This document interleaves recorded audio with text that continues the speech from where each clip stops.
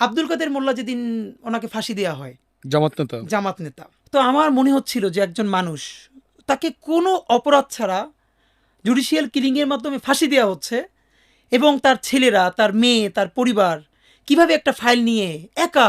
তো পরের দিন ওনাকে যখন ফাঁসি দেওয়া হলো, এবং পরে জানলাম ওনার ঢাকার বাসায়ও হামলা করা হলো, এবং ওনার বাচ্চাদেরকেও সেটা দেখতে দেওয়া হলো না। আমি জানি না ভাইয়া কী হয়েছে আমি আমার বাসায় গড়াগড়ি করে চিৎকার করে কাঁদতেছিলাম।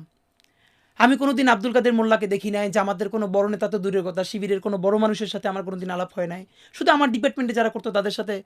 আমি চিৎকার করে গড়াগড়ি করে কাঁদতেছিলাম। আমার মনে হইতেছিল যে আমার অতি পরিচিত একজন মানুষ, যে মাজলুম, তারে আমাদের সামনে বসে, এইখানে আমার বাসার পাশে কোর্ট, আমার বাসা রামপুরা, এই এখান থেকে এত কাছে, তারে ফাঁসি দেওয়া হইলো কোটি কোটি মানুষের সামনে।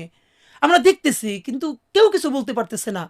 আমি এটা নিতে না পারি, আমার মনে আছে আমি গড়াগড়ি করে শব্দ করে কাঁদতেছিলাম। কিন্তু ভয়াবহ অভিজ্ঞতা হলো, আমার বোনও তখন কাঁদতেছিল, কিন্তু সে এসে আমার মুখ চেপে ধরছে।